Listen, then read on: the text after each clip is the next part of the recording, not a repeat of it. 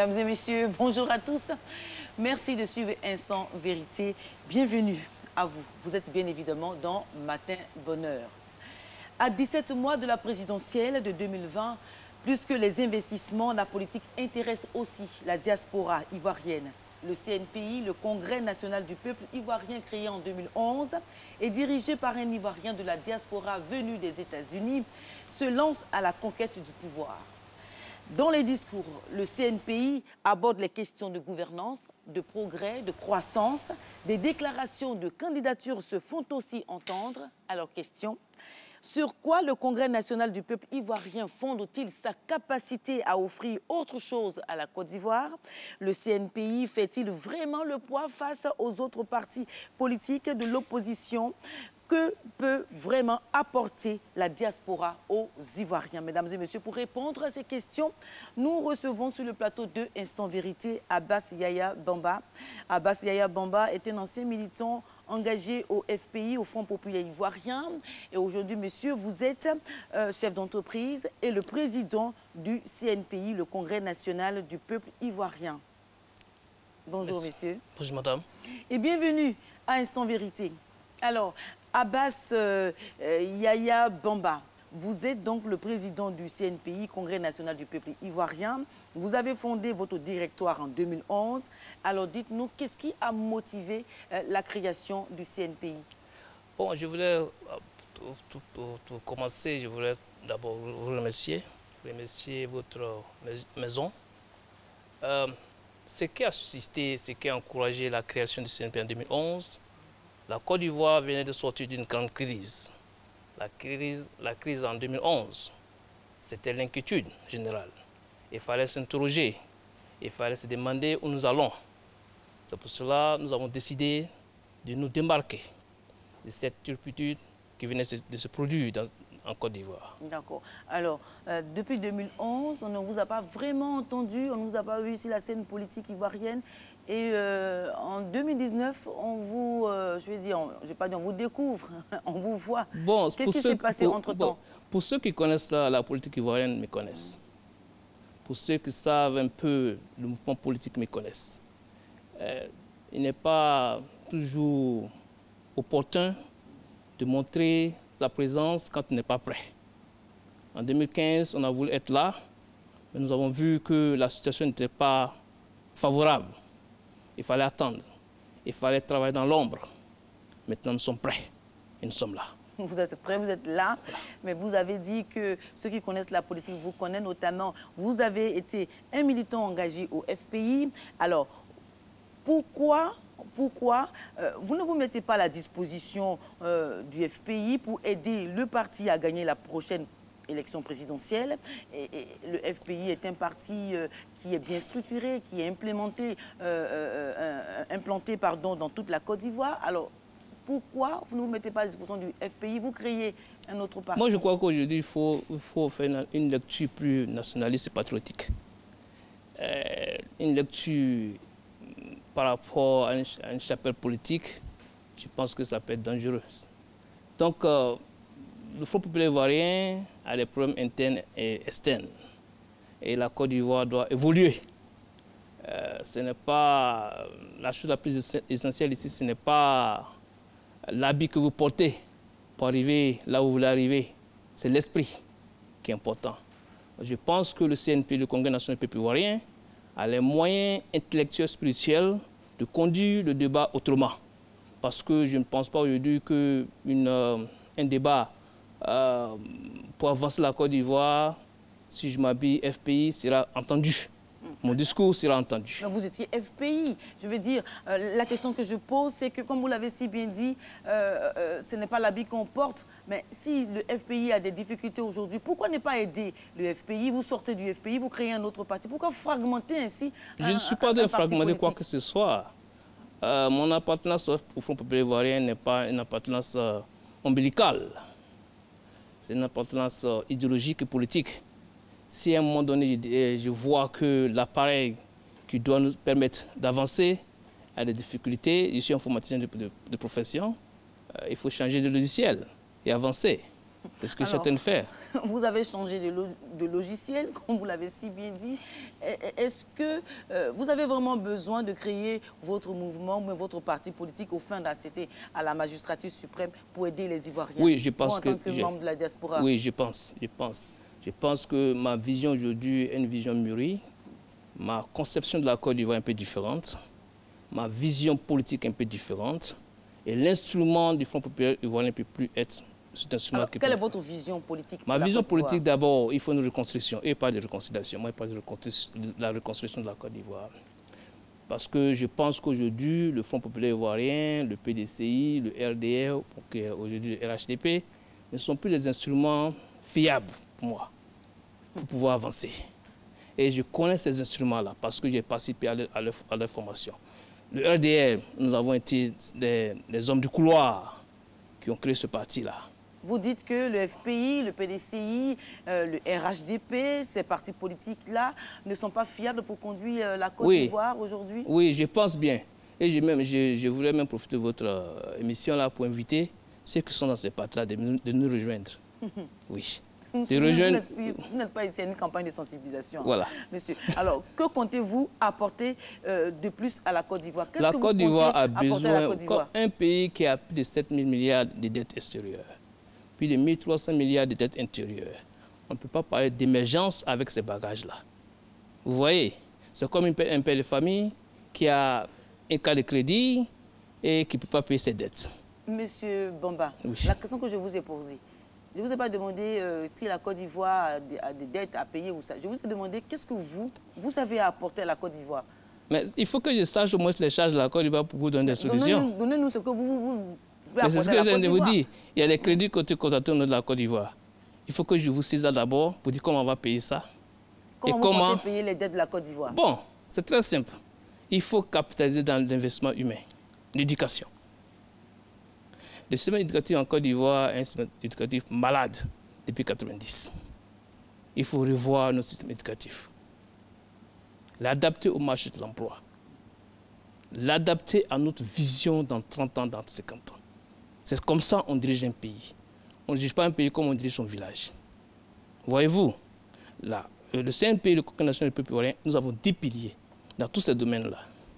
Et j'ai dit une proposition concrète, hein. La Côte d'Ivoire, aujourd'hui, peut être un État investisseur. Ça veut dire quoi? Que la Côte d'Ivoire peut être un moteur économique dans cette sous-région-là. Je donne un exemple. Le nucléaire civil, l'énergie. Nous avons de l'espace au nord, un grand espace au nord, où nous pouvons exploiter cet espace-là, ça va créer des milliers d'emplois. Et la Côte d'Ivoire peut servir des pays comme la Guinée, où le taux d'électrification est de 10%, le Mali, où le taux d'électrification est de 11%. Ça, c'est des investissements que la Côte d'Ivoire peut prendre le devant. Alors, le Libéria, par exemple, plus de 95% de la population n'a pas accès à l'électricité. Alors, sur qui comptez-vous pour réussir votre ambition? Mais la Côte d'Ivoire, c'est un vivrier d'intellectuels. C'est un pays riche en hommes. Le CNPI revendique combien de militants aujourd'hui? Nous ne revendiquons pas des militants, mais nous revendiquons des adhésions au niveau national et international. Bon, nous sommes très loin des autres. Mais notre discours est un discours national qui va capter beaucoup de personnes. Alors, voilà. Une autre question. Comment comptez-vous parvenir à réaliser votre ambition quand on sait que les potentiels candidats à la présidentielle de 2020 sont connus des Ivoiriens, alors que vous, pardonnez-moi de le dire, vous êtes un parfait inconnu pour les Ivoiriens? C'est ce qui est bon. Ça c'est même notre avantage. Parce qu'on vient dans un championnat, personne ne sait qu'on peut prendre le championnat. On ne vous connaît pas, les sons. Maintenant, je suis assis, on me connaît. On ne peut pas votre émission va me permettre de me faire connaître. Espérer être élu parce que, bon, on est nouveau. Il faut connaître la Côte d'Ivoire. Je pense que les Ivoiriens auront l'opportunité. Ils ne sont pas là pour payer les anciens gâteaux. Ils veulent aussi... Aujourd'hui, je pense que les études que nous avons, la Côte d'Ivoire, les Ivoiriens d'aller ensemble, veulent entendre quelque chose de nouveau. Ils veulent voir de nouveaux visages. C'est ça le fait aujourd'hui. Ça, c'est une réalité. les Ivoiriens veulent de nouveaux visages, voilà. mais ma foi, on se pose la question de savoir de quel nouveau visage il s'agit réellement. Parce que vous, vraiment, le CNPI, on n'a vraiment pas entendu parler. Vous dites que on vous connaît, que les hommes politiques, ceux qui font de la politique, vous connaissent bien. Mais bon, les Ivoiriens qui doivent vous élire ne vous connaissent pas. Je crois il y a des réalités aussi en Côte d'Ivoire qui vous échappent. Oui, non. Vous êtes loin de la Côte d'Ivoire. Non, je ne suis pas loin de la Côte d'Ivoire. Comment vous allez vous y prendre avec tout ça? Je ne suis pas loin de la Côte d'Ivoire. Nous avons un siège ici, à Koukoudé-Angré, qui est ouvert. J'ai passé de façon active à la vie des Ivoiriens, que je connais ou que je ne connais pas. Alors Monsieur Bamba, oui. Est-ce qu'en 17 mois, il est vraiment possible de connaître un pays ou de se faire connaître? Moi, je pense que je connais ce pays-là mieux que ce que vous dirigez aujourd'hui. Vous connaissez bien la Côte d'Ivoire? Oui. Du sud au nord, de l'est à l'ouest. Je connais ce pays-là. Alors, voilà. Tantôt, dans une nouvelle réponse, vous avez dit j'ai les moyens pour gagner cette élection. Vous l'avez répété dans la presse également. Donc, de quels moyens il s'agit exactement? Ma connaissance de la Côte d'Ivoire, c'est le plus grand moyen, c'est le premier moyen. Le deuxième moyen, c'est les moyens intellectuels que nous avons. Une équipe de jeunes, une équipe de personnes créatives, une équipe de personnes engagées qui ne sont pas là pour organiser des meetings pour prendre de l'argent. Nous sommes la vraie Côte d'Ivoire. Nous sommes la Côte d'Ivoire de la substance. Les moyens intellectuels, on en a, mais aujourd'hui, vous dites, est-ce que vous n'avez pas d'autres moyens pour parvenir à réaliser votre ambition? Bon, je crois qu'il faut voir ici les moyens ici. Moi, d'abord, je conçus les Ivoiriens dans un premier temps. Et en plus, je voyage beaucoup. Mais les Ivoiriens même ne vous connaissent pas. Vous voyagez. Vous me connaissez quand même. Bon, moi, je vous découvre en même temps que les Ivoiriens. Est-ce que je veux dire, les voyages, les moyens intellectuels que vous dites, est-ce que ces moyens-là peuvent vraiment vous aider à réaliser votre ambition? Oui, je pense que nous avons une planification, une méthode. 17 mois, ce n'est pas petit. Quand on a une méthode, un plan d'action, ce n'est pas petit. Voilà. La question que je pose, est-ce qu'il suffit d'avoir ces moyens-là que vous avez cités pour remporter une élection? Oui, mais... Est-ce que c'est ce qu'il faut pour la Côte d'Ivoire pour remporter une élection? Oui, nous avons d'abord un projet de gouvernement. Nous avons un programme de gouvernement en place déjà. Je vous ai cité les 10 piliers de nos actions. Vous n'avez pas cité, vous avez dit que vous avez 10 piliers, mais vous n'avez pas cité les 10 piliers. Bon. Les 10 piliers peuvent se retrouver sur notre site internet que cnpim.org. S'il vous plaît. Voilà. Alors, monsieur, est-ce que finalement la présidentielle de 2020 n'est pas un défi personnel plus que toute autre chose à vous entendre ce matin? Un défi personnel, il faut définir ça comme ça. Si on veut définir comme un défi personnel, parce que ma génération a souffert de cette turbulence de 30 ans là. Vous avez 3 personnes, M. Gbagbo, M. Ouattara, M. Bédié, depuis 1990. On va de crise politique en crise politique. En 2020, c'est l'inquiétude. Tout le monde s'inquiète comment ça s'est passé. Je pense qu'aujourd'hui, la Côte d'Ivoire, les Ivoiriens, dans l'ensemble, doivent pouvoir lire le futur de leurs enfants, le futur de leurs villages. Vous pensez que l'alternative de la Côte d'Ivoire, c'est vous? C'est moi. Je suis convaincu de ça. Vous le pensez vraiment? Je suis convaincu. J'ai ce CV, j'ai cette connaissance de la Côte d'Ivoire. Et j'ai cette connaissance du monde aussi.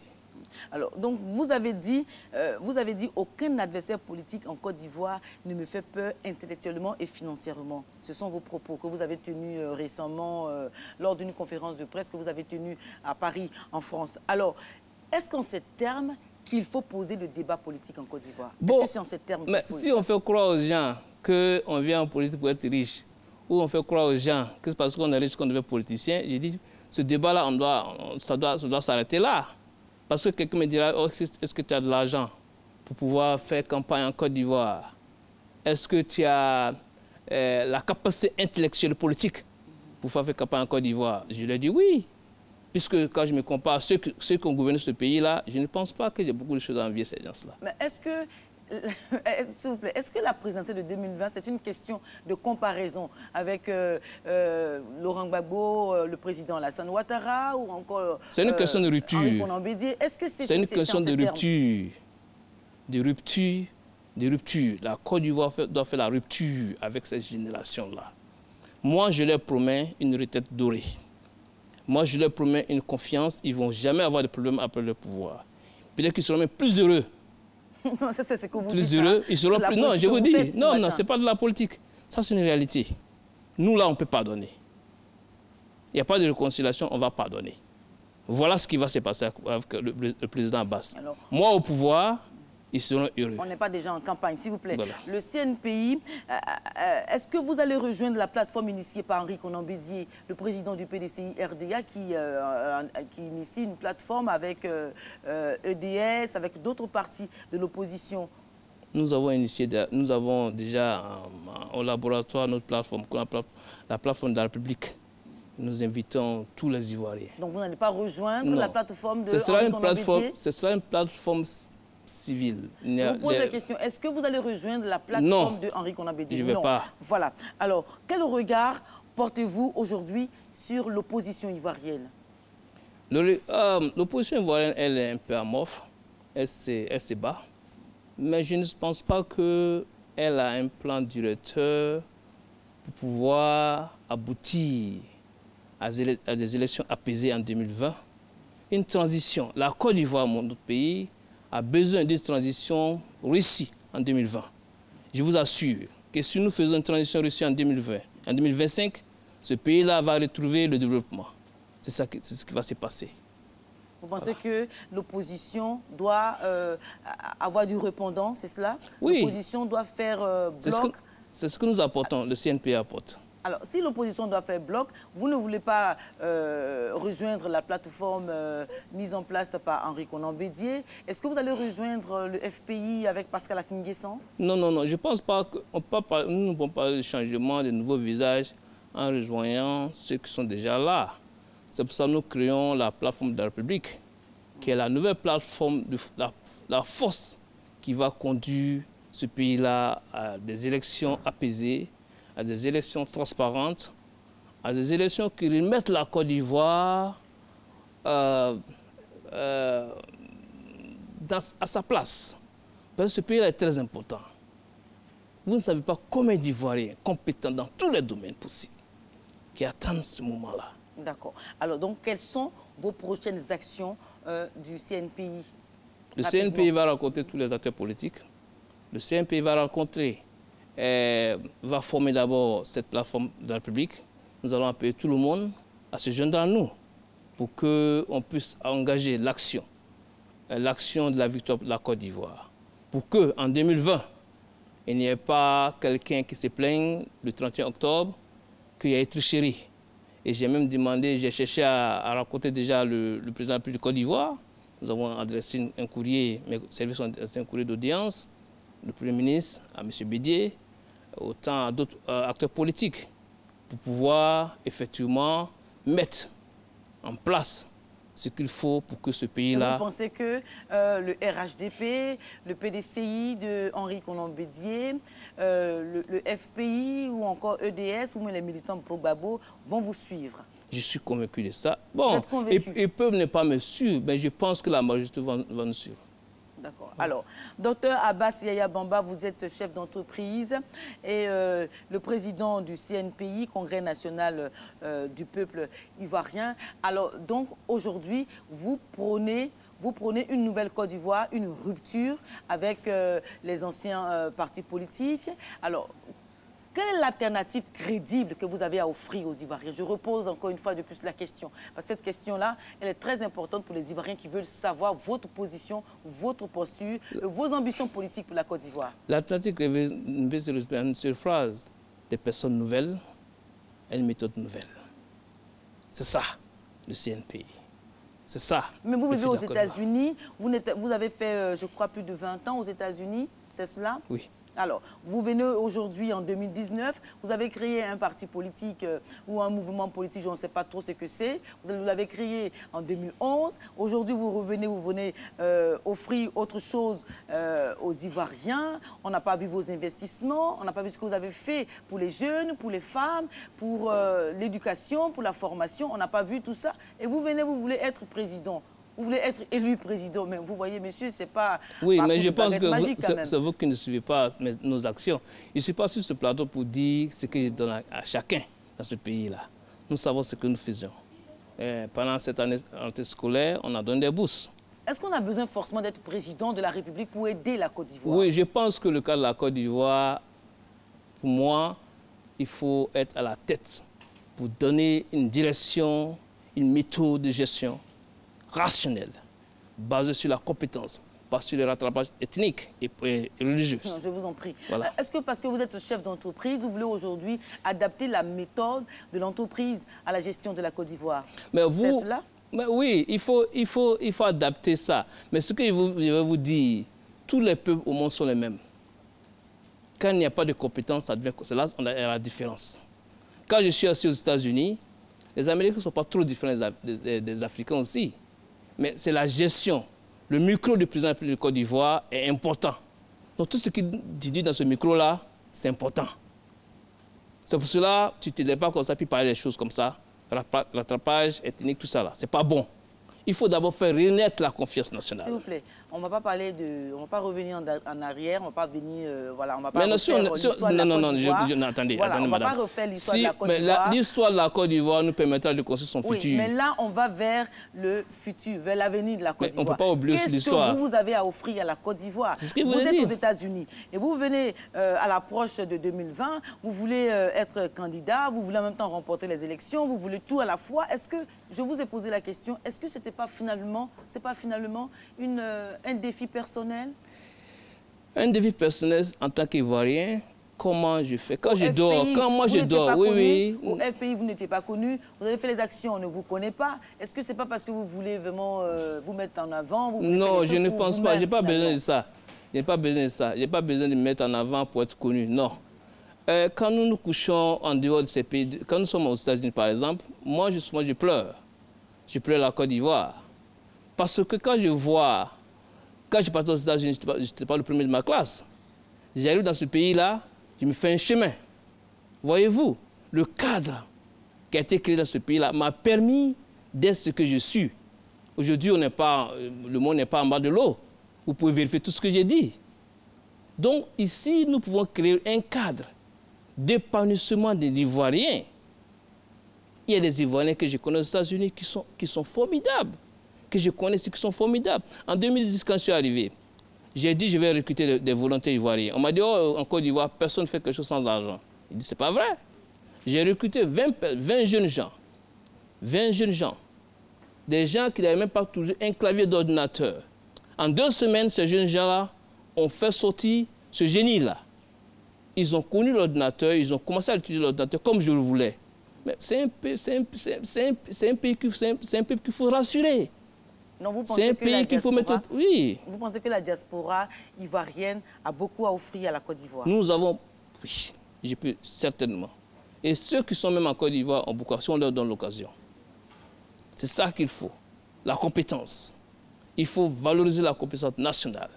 Il faut donner confiance à l'Ivoirien. Il faut créer ce cadre-là d'épanouissement. C'est ce qui n'existe pas. L'homme, c'est ça en fait. Le président de la République de Côte d'Ivoire ne viendra pas pour créer des emplois, mais créer la confiance dans les partenaires, ceux qui vont venir investir, ceux qui sont en interne. Et quand cette confiance est établie, vous verrez les génies. C'est ça en fait qui est important. C'est ça, c'est ce que nous apportons. Pour ne pas que un jour, par exemple, parce que je n'ai pas un parent ministre, je n'ai pas un parent directeur de cabinet, je ne suis pas devenu quelqu'un. C'est ce qu'il faut interdire. Moi, j'arrive aux États-Unis, je n'ai aucun parent là-bas. D'accord. Voilà. Alors... Et je suis là où je dois être aujourd'hui. C'est parce que ce pays-là, c'est sérieux. Et la Côte d'Ivoire a tous les atouts. D'accord. La Côte d'Ivoire a tous les atouts pour réussir. Voilà. Alors, docteur Abbas Yaya Bamba, alors vous êtes chef d'entreprise et le président du CNPI, le Congrès national du peuple ivoirien. Le CNPI n'est ni un parti politique, ni un mouvement, mais il se positionne comme un directoire capable de changer la donne en Côte d'Ivoire, oui, n'est-ce pas? Oui. Alors, merci d'être venu apporter à Instant Vérité ces éclairages sur vos positions, sur vos ambitions politique. Mesdames et messieurs, merci donc d'avoir suivi Instant Vérité. C'est la fin de cette rubrique, mais ce n'est pas du tout la fin de Matin Bonheur. Alors, je vous laisse en compagnie de Marco qui s'est réveillé très tôt ce lundi matin. Mais tout de suite, avant de le retrouver, c'est la publicité.